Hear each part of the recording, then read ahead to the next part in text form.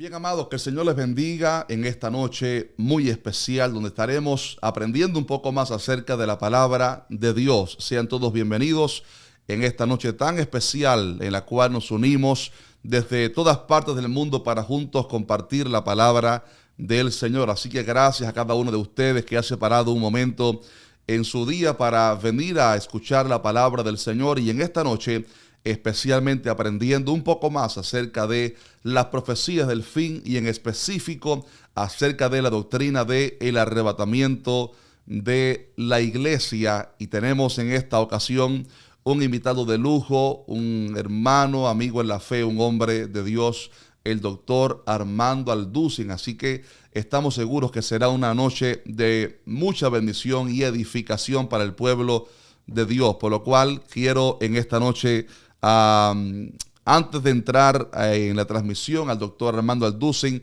recordar que el lunes pasado estuvimos aprendiendo acerca de el arrebatamiento de la iglesia, o el lunes antes pasado, y tuvimos en nuestro corazón el sentir de poder hacer una segunda parte a esta enseñanza del arrebatamiento y traer con nosotros a un hombre de Dios, un hombre muy especial, el cual ya estuvo con nosotros aquí en Que Dice la Biblia hace unos meses atrás, cuando aconteció todo aquello en el Medio Oriente.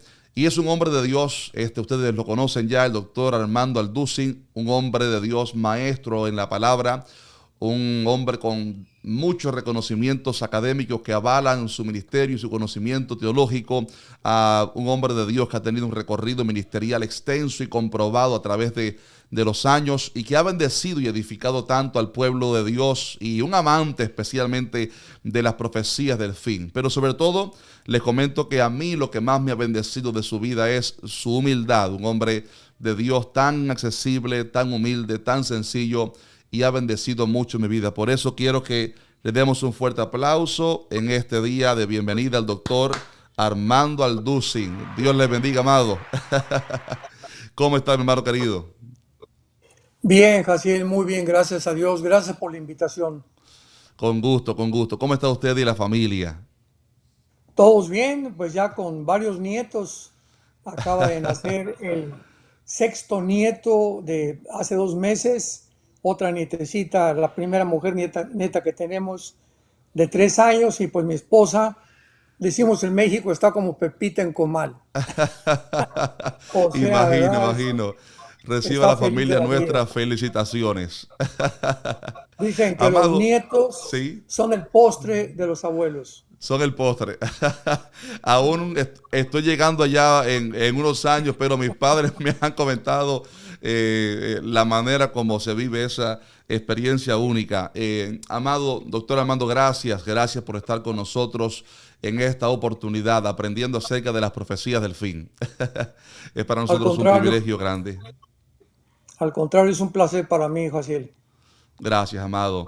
Le decía a los hermanos que hemos estado escuchando, aprendiendo desde hace ya varias semanas con respecto a las profecías del fin, y hace unas 2 semanas creo que fue que tocamos el tema del arrebatamiento de la iglesia, porque es verdad que la Biblia enseña acerca de un evento glorioso que es cuando Cristo Jesús regresará otra vez. Hay muchos maestros errados, pienso yo, que enseñan que todo lo que está escrito en el libro de Apocalipsis era meramente simbólico, era algo no real, o sea, que no son profecías para un futuro, sino que son meramente metáforas acerca de la iglesia. Otros que enseñan que ya todo aconteció en el tiempo de la iglesia primitiva.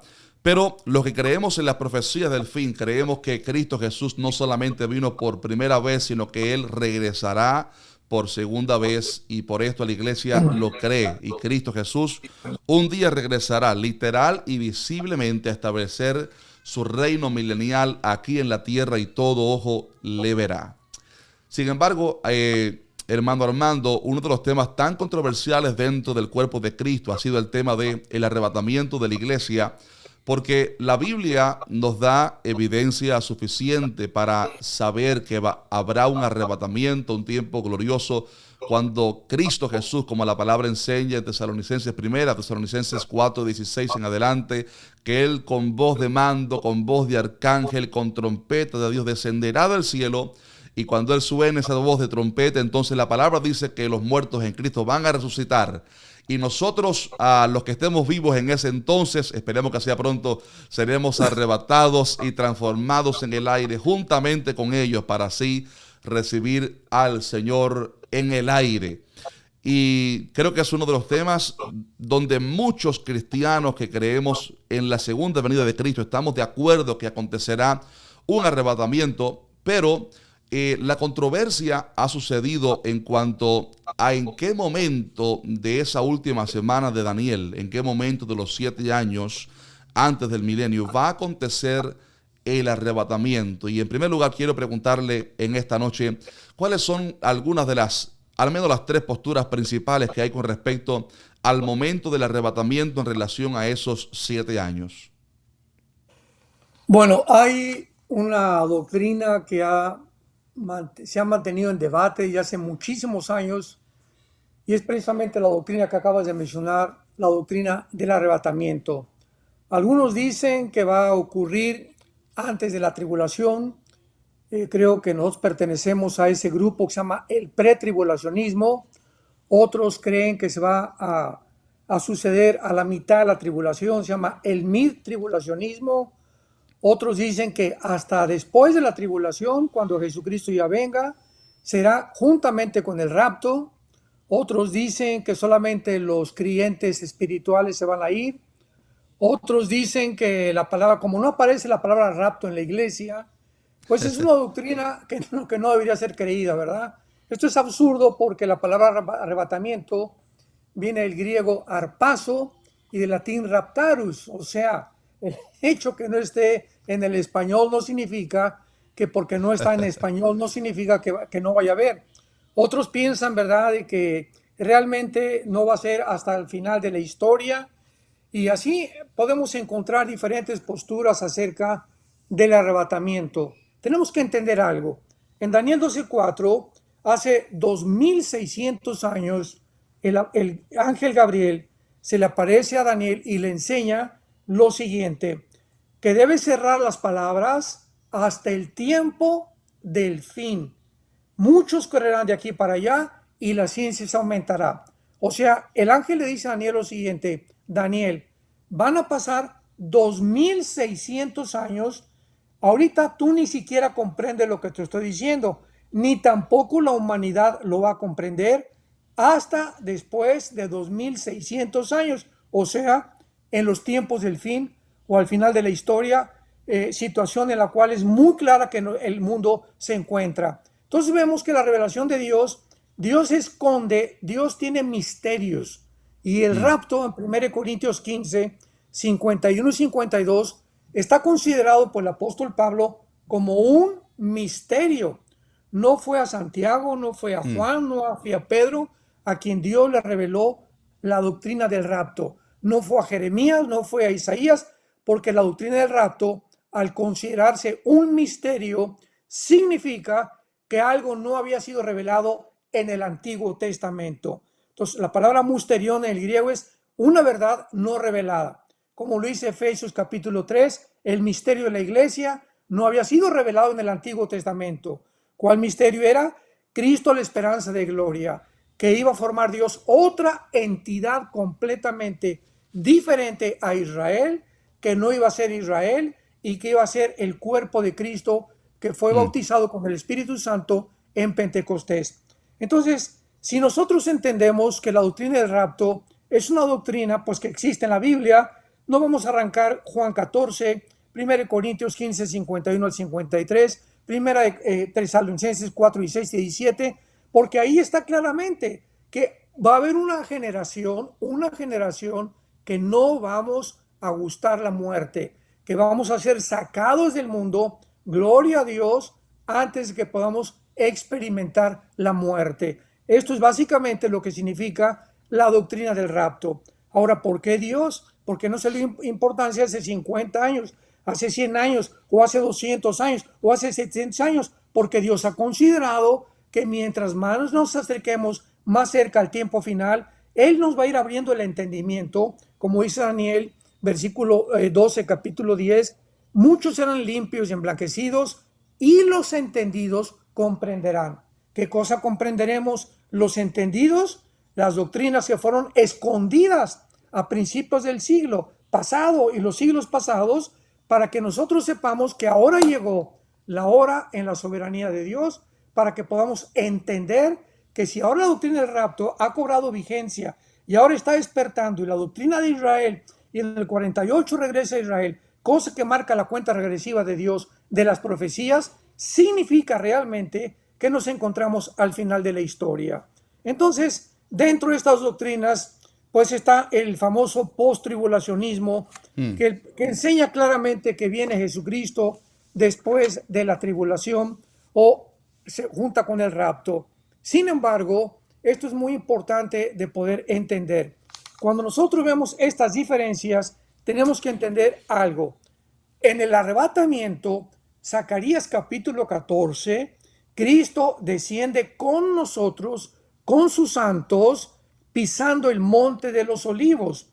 En la segunda venida de Cristo, no viene, es el momento en que Él aterriza, podríamos decirlo de esta manera, en el monte de los olivos. El arrebatamiento viene por nosotros y nos saca del mundo. En la segunda venida, Él viene con nosotros a tocar la tierra.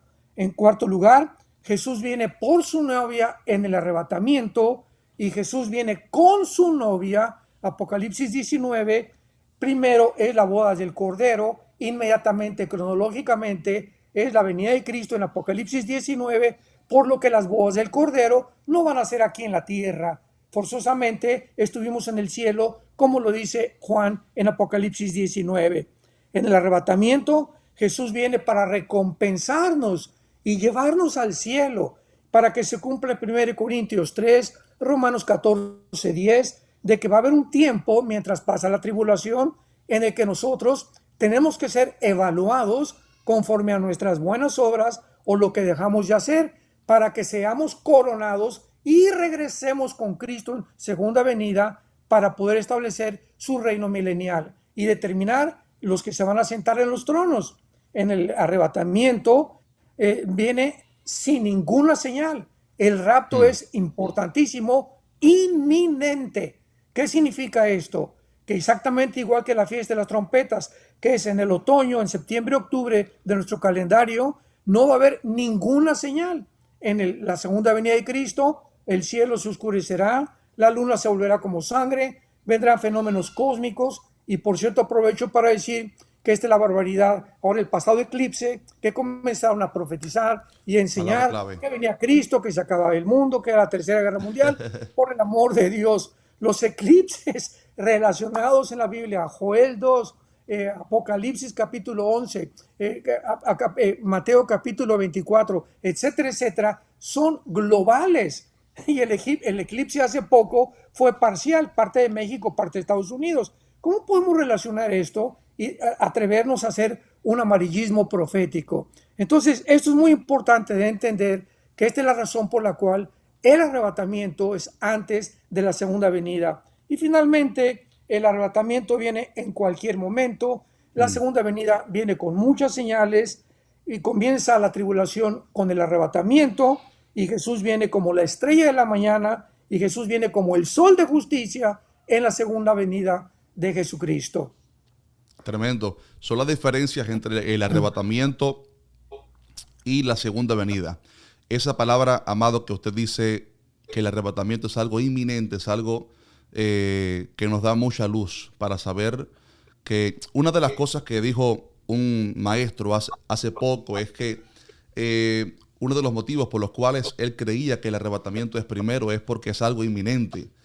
Claro. Si el arrebatamiento fuera post-tribulacional, entonces tendríamos que preguntarnos, ¿ya está presente entonces el anticristo? ¿Ya está reinando ya? ¿Ya estaremos entonces en la gran tribulación? ¿Ya se ha abierto alguno de los sellos? Los post-tribulacionistas especialmente, ellos usan algunos pasajes para argumentar su punto de vista. Uno de ellos es con respecto a este pasaje, segunda a Tesalonicenses 2:3, donde el apóstol Pablo dice: nadie os engañe en ninguna manera, porque no vendrá sin que antes venga la apostasía y se manifieste el hombre de pecado y el hijo de perdición. Ellos usan este pasaje para decir, bueno, no puede acontecer el rapto antes que se manifieste el anticristo. Y este versículo es usado tanto por los mid como por los post para decir primero tiene que manifestarse el anticristo y entonces la iglesia al final es levantada. ¿Cómo pudiéramos responder a este versículo? Sí, muy fácil, es muy simple este pasaje y desgraciadamente tan mal entendido. Dice así, segunda de Tesalonicenses capítulo 2, pero con respecto a la venida de nuestro Señor Jesucristo y nuestra reunión con Él. Pablo aquí está hablando claramente acerca del arrebatamiento de la iglesia. Ahora tenemos que entender algo. ¿Por qué Pablo, después de haber en su primera carta escrito a esta iglesia de Tesalónica acerca claramente de la doctrina del rapto, y dice, terminando diciendo en 1 Corintios 4, 1 Tesalonicenses 4, alentaos unos con otros, o sea, nosotros no estamos esperando al anticristo, porque entonces no teníamos de qué alentarnos, ¿verdad? Sino estar preocupados. Pero Pablo dice a continuación, porque a los tesalonicenses comenzaron a enseñarles o a mandarles cartas, perdón, que ya se encontraban en el tiempo de la ira de Dios o del día del Señor. En todo el Antiguo Testamento, cuando veamos el día de Jehová, el día de la ira, el día del Señor, todo el Antiguo Testamento, esta frase, esta terminología se relaciona a los 7 años de la tribulación. Vuelvo a repetir, los tiempos finales de Israel es la semana 70 de Daniel. Los tiempos finales de la iglesia, que son muy diferentes a los tiempos finales de Israel, es simplemente el arrebatamiento. En el arrebatamiento, la iglesia se acabó. Terminó la entidad de la iglesia. Dios tiene que regresar a Apocalipsis del 4 en adelante a Israel otra vez. Por eso hay 144,000 que van a ser sellados, 12,000 de cada tribu. Los 2 testigos, hay más de 200 citas en el Apocalipsis del Antiguo Testamento, porque la iglesia va a fracasar. ¿Por qué? Va a acabar en apostasía. No hay tal cosa como Argentina para Cristo y México para Cristo, un gran avivamiento que es la teología del reemplazo o la teología del reino, de que los cristianos van a tomar completamente el mundo para recibir a Cristo. Exactamente, y ya va a estar bajo nuestras manos. No sé de dónde sacaron eso, pero todos los apóstoles hablan claramente de una apostasía. Entonces Pablo les dice a los tesalonicenses, no se dejen mover fácilmente de nuestra manera de pensar, ni se conturben ni por palabra, en el sentido de que el día del Señor, o sea, que la gran tribulación está cerca. Entonces ellos creían que ya estaban en la tribulación. Y Pablo les dice a continuación, pero ¿cómo vamos a estar en la tribulación? Antes de que venga la tribulación, se tiene que manifestar el anticristo. Antes de que venga la tribulación, tiene que venir la apostasía. Entonces, si no hay anticristo, ¿cómo pueden ustedes creer que están en la tribulación? Entonces les dice, pues cuando aparezca el anticristo, se va a oponer contra todo lo que se llama Dios y se va a sentar en lugar de Dios en el templo. El anticristo no ha aparecido. Si no hay anticristo, no hay tampoco sello. Las vacunas no fueron el sello, ni los chips que están inventando ahorita son el sello del anticristo, ni la marca del anticristo, porque para que haya la marca del anticristo, el anticristo tiene que aparecer primero, por el amor de Dios. Entonces, esto era imposible para ellos. Entonces, ahora les dice claramente en el versículo 3, ahora ustedes saben lo que lo detiene, o sea, porque el anticristo no se ha manifestado. Bueno, porque hay un misterio ahorita, versículo 7, que se llama el misterio de la iniquidad. Otra vez la palabra misterio. Es algo que no está revelado, que nadie ha entendido, pero hay quien al presente lo detiene hasta que él a su vez se ha quitado del medio. Aquí hay otro punto controversial. ¿Qué es lo que detiene que el anticristo se manifieste? La respuesta es aparentemente difícil, secundariamente simple. ¿Qué ¿qué está deteniendo el anticristo? No es un ángel, no es tampoco ningún otro poder más que el poder del Espíritu Santo. El No es Espíritu Miguel. Santo, el Espíritu de Dios, es el único que puede tener este poder, y cuando el Espíritu Santo saque a la iglesia, entonces se desbordará completamente con los sellos. Apocalipsis 6, con el primer sello aparece el anticristo en un caballo blanco, con un arco sin flechas, entra aparentemente pacíficamente, y ahí comienza a desbordarse la guerra, las pestes, el hambre, una cuarta parte, o sea, 2.000 millones de personas muertas, y todo esto no ha acontecido. Entonces dice Pablo, entonces cuando se ha quitado en medio, o sea, cuando nosotros nos subamos con él, se manifestará aquel inicuo a quien el Señor matará con el resplandor de su venida, que será en su segunda venida. Entonces, es un pasaje que no sé por qué ha causado tanta controversia, simplemente porque no entienden que no está hablando más que de la ira de Dios, de la tribulación. La iglesia creía que se encontraban en la tribulación, y Pablo les dice, no, espérenme tantito, esto no es posible. Antes de la tribulación tiene que venir el anticristo, tiene que manifestarse el anticristo. No están en la tribulación, no se dejen en su manera de pensar mover fácilmente. Revelador eso, mi hermano, revelador. Importante comprender ese versículo, importante. Uno de los argumentos que usan los hermanos es decir, bueno, es que la doctrina de el arrebatamiento, un rapto secreto, comenzó con un tal John Nelson Darby, pero ambos sabemos que es algo que está enseñado en la palabra de Dios, solamente que Dios ha ido revelándoselo a su pueblo a través de su Espíritu Santo.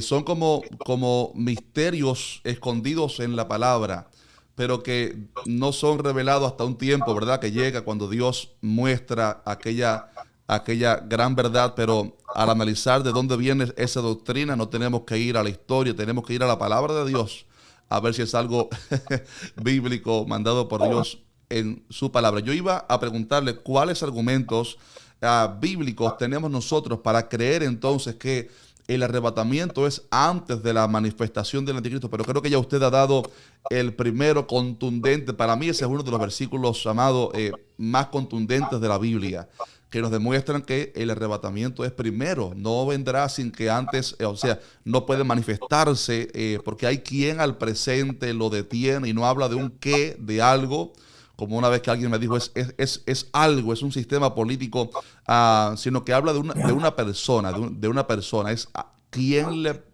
detiene, y tampoco es el arcángel Miguel, como alguien me dijo hace poco, no es Miguel, no, es la obra del Espíritu Santo en la tierra. No puede manifestarse el anticristo con el Espíritu Santo obrando a través de su iglesia, porque Cristo dijo, ni las puertas del Hades prevalecerán contra la iglesia.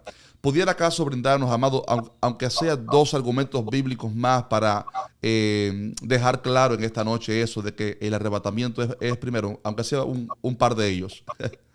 Y puntualizo también, el arcángel Miguel está asignado a Israel, no a la iglesia. El arcángel Miguel está asignado a Israel, no a la Totalmente. iglesia.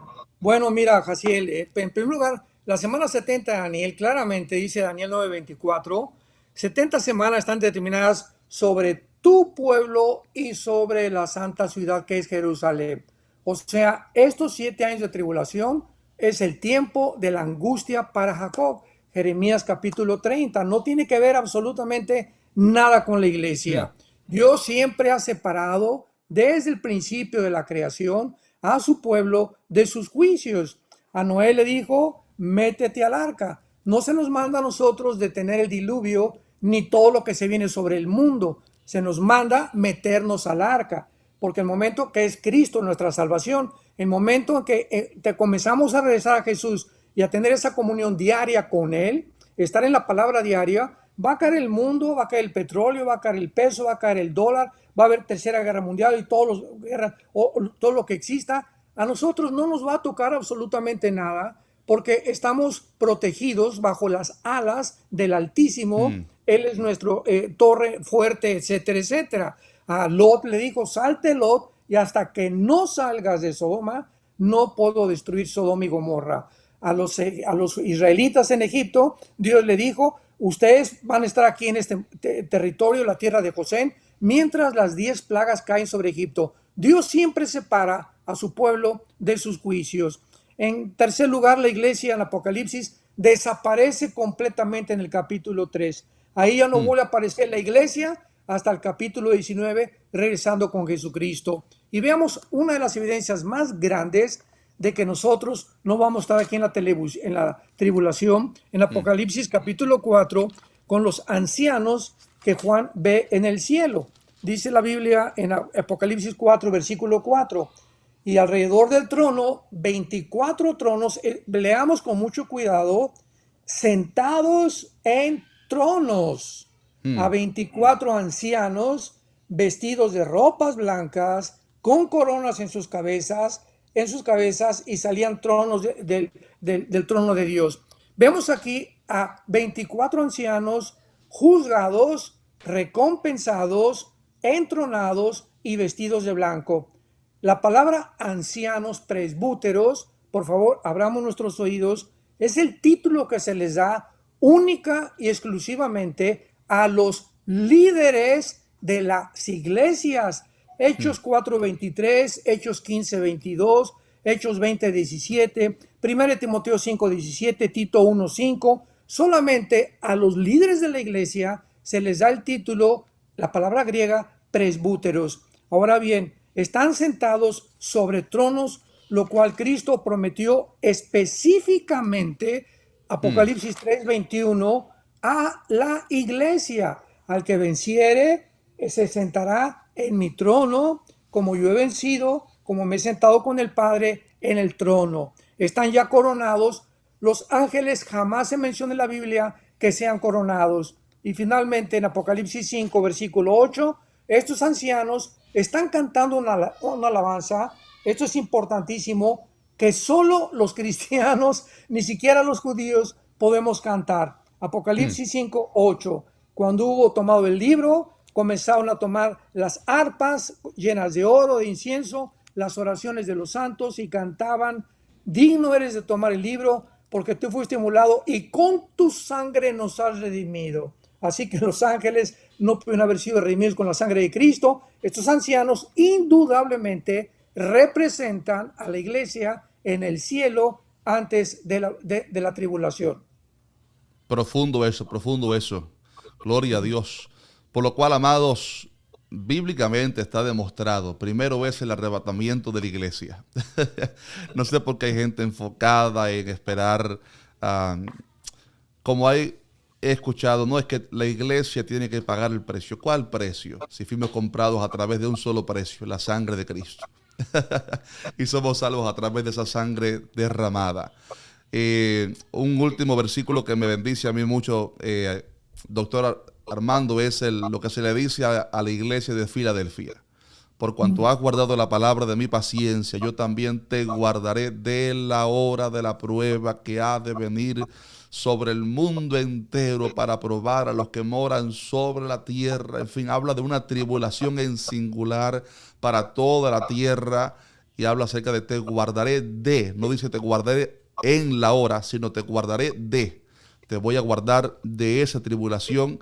Y sabemos el cumplimiento histórico, primero, como la iglesia de Filadelfia fue la única guardada por Dios de la persecución maometana y todo ello, pero era sencillamente un tipo, un símbolo de lo que va a ocurrir en el tiempo del fin, representando así la iglesia de Cristo, la cual será guardada de la ira de Dios.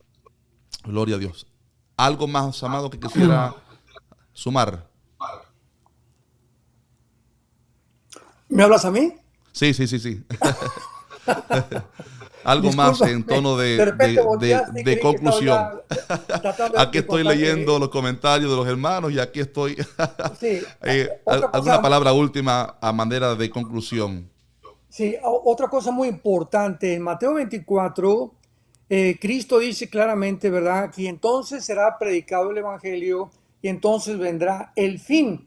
O sea, supuestamente nos damos cuenta al levantar Jesucristo 144,000 judíos en el capítulo 7 de Apocalipsis, esta evangelización del mundo no la va a acabar la iglesia. Esto es muy importante. En el Antiguo Testamento, Israel acabó en la apostasía. Pero dice la Biblia, Romanos 9, 10 y 11, que Dios no ha terminado con Israel. Porque hay cristianos que dicen, ya Dios terminó con Israel. La iglesia ha tomado el lugar de Israel. Se llama la teología del reemplazo. Esto es una barbaridad. Porque si creemos que Israel no tiene ningún significado en la Biblia, pues tenemos que leer un poquito más profundamente las escrituras. Entonces, Dios tiene aparte de Israel, no ha terminado con ellos, y la iglesia, por eso dicen en Romanos 11, que no nos ensoberbezcamos, porque la iglesia va a acabar exactamente igual que Israel en la apostasía. Entonces, cuando venga Jesucristo, muchos me dicen, bueno, pero es que Dios dice que será irreprensible y sin mancha posicionalmente. Ya Efesios capítulo 2, capítulo 3, estamos ya sentados con Cristo. Posicionalmente ya morimos con Cristo. Romanos capítulo 11. Posicionalmente ya estamos escritos en el libro de la vida, pero en la práctica, es lo que se llama la santificación progresiva, no la glorificación. Tenemos que estar precisamente haciendo estas obras de las cuales vamos a ser evaluadas en el tribunal de Cristo mientras pasa la tribulación aquí abajo en la tierra. Entonces, al salir la iglesia, Dios tiene que regresar a Israel y lo coloca a Israel otra vez en el centro de su plan de los tiempos cronológicamente, para que sean judíos ahora los que terminen la evangelización que nosotros, la iglesia, fracasamos por la apostasía. Entonces, ya los cristianos que fallaron y todo, ya muchos van a ser avergonzados en el tribunal de Cristo. Después, los 144,000 predican el evangelio. Lo vemos en Apocalipsis capítulo 7, que dice Juan, oye, ¿de dónde salieron estos? De toda tribu, de toda lengua, de toda nación. Y le dice uno de los ancianos a Juan, salieron de la gran tribulación. O sea, en la tribulación va a haber miles de personas que se van a convertir. Apocalipsis capítulo 12. Satanás se volvió entonces contra la mujer y contra los que seguían los mandamientos de Dios, que son los cristianos salvados durante la tribulación. Así luego los dos testigos al final de la tribulación serán los últimos testigos de Dios y ya bajaremos con Cristo para establecer su reino mesiánico prometido a Abraham, Isaac y Jacob, a David, a Salomón, a los profetas, a los apóstoles, y Jesucristo mismo lo estableció, que él venía a establecer el reino del trono de David. Fracasó Israel y seguirá hasta el final con su plan, porque el plan de Dios nunca fallará. Amén a eso. Si añado algo ahí, lo echo a perder. Solamente lo cierre con un amén. Gloria a Dios. Doctor Armando Alducin, gracias de corazón por haber estado con nosotros aquí. Estoy seguro que así como para mí ha sido de tanta bendición, también para todo el pueblo de Dios conectado en vivo ha sido de gran bendición en esta noche. Gracias, amado. Le esperamos pronto nuevamente acá. Al contrario, que Dios los bendiga y tenga mucha paz. Y cuando pase por Dallas tenemos que tomarnos un café mexicano. Hasta luego, amado. Gracias.